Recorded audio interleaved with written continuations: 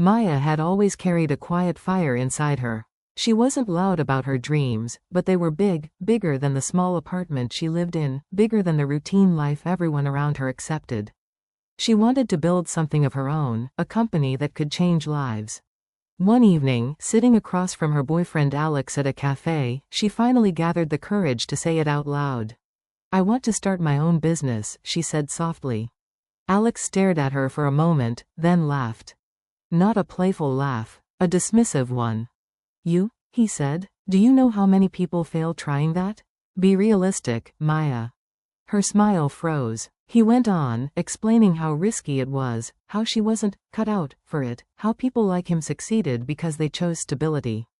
At gatherings, he'd joke about her dream company, earning laughs from friends while Maya sat silently, humiliated.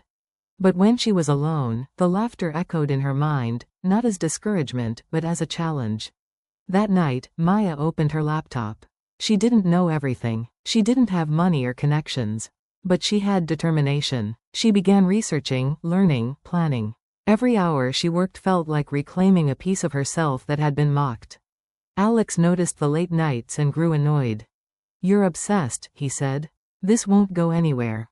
Maya didn't argue anymore. Something inside her had shifted. She realized that the people who laughed at your ambition often feared their own limits. As the city slept, Maya kept working, unaware that this quiet decision, made in the shadow of laughter, was the first step toward a future that would shock everyone. The days that followed were harder than Maya imagined. Building a dream was nothing like imagining one. She faced rejection after rejection. Emails went unanswered. Investors declined politely, or not at all. Her savings slowly disappeared. Some nights, exhaustion won. She cried alone, wondering if Alex had been right. Alex, meanwhile, grew distant. He hated the way her focus wasn't on him anymore. "You're throwing your life away," he snapped one evening. "This fantasy is costing us everything." Maya looked at him and felt something she hadn't before, not love, not anger, but clarity. "I'm building something," she said. "And you're trying to tear it down." Weeks later, when she was at her lowest, an unexpected email arrived. A national entrepreneurship conference had selected her startup idea for a live pitch. Her hands trembled as she read it. She told Alex, hoping, just once, for support. He smirked. "That's your big moment? You'll embarrass yourself in front of real entrepreneurs." That was it. Maya packed her bags that night. She didn't scream or cry. She simply left, choosing belief over comfort. Alone in a cheap hotel room before the conference, doubt returned. What if she failed publicly? What if everyone laughed again?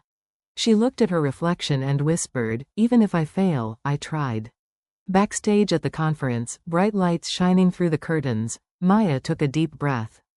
Her heart raced as her name was called. This was it.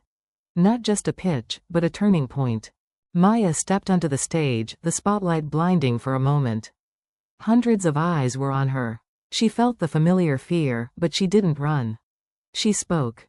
Not perfectly, not nervously. Honestly. She shared her vision, the problem she wanted to solve, the lives she hoped to change. As she spoke, something magical happened. The room leaned in. Investors stopped checking phones. Judges nodded. When she finished, there was silence. Then applause. Loud, real, unstoppable. Investors rushed to speak with her. Offers followed, funding, mentorship, partnerships.